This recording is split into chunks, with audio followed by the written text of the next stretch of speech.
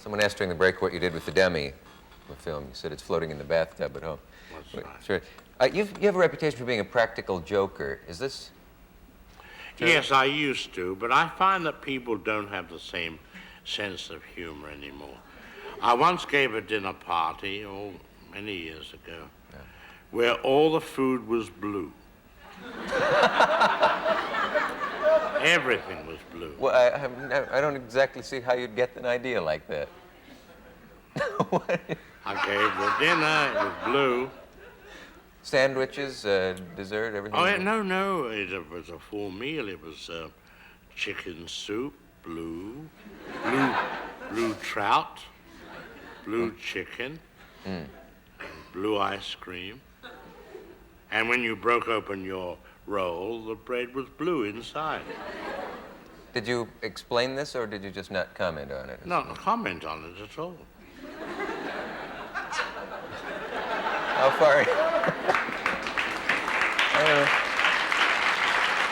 That's terrific in a way that I can't explain. Well, I once gave a dinner party for my wife. Do you know Chasen's restaurant out in Hollywood? He had a back garden in those days. We had a table for 14 people. And I got Central Casting to give me an aristocratic old lady. We had her hair done beautifully, dressed her well, and sat her at the head of the table.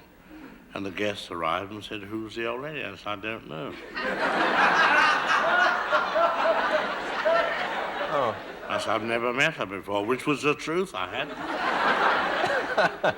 And the proprietor of the restaurant kept out of the way, and guests continued to arrive, and always the same question: "Who's the old lady?" I said, "I don't know, we're trying to find out."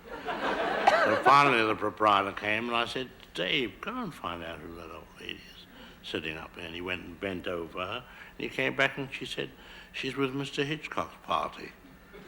I said, "I've never seen her before in my life." Well, she sat there the whole meal. Drinking martinis, by the way. Oh, yeah. Did she enjoy it? Apparently, she had to be helped to the car.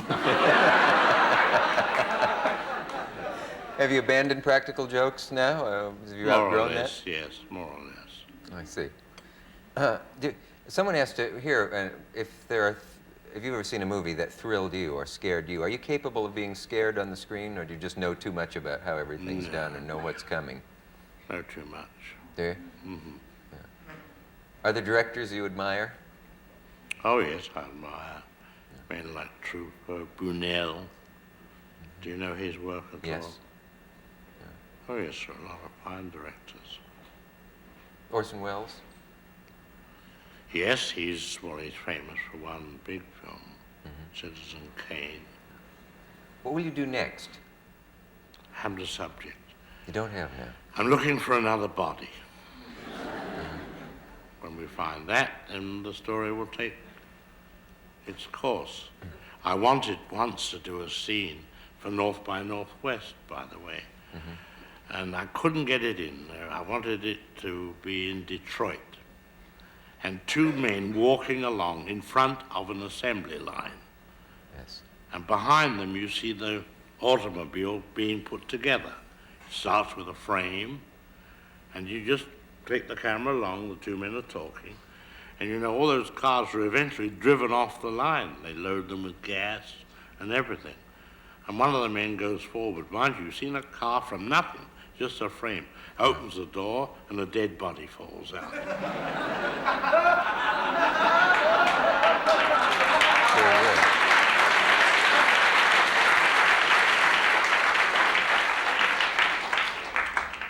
Stole my idea for a movie. Not a coincidence, the two of us. Somebody will hear it on the air and steal it from me. That's right.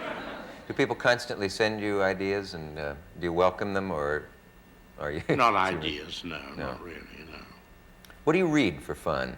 Pleasure? Biography. Never read fiction. You don't? No. No. Biographies of whose have you read? Oh, I've read all the famous generals and politicians, that sort of thing.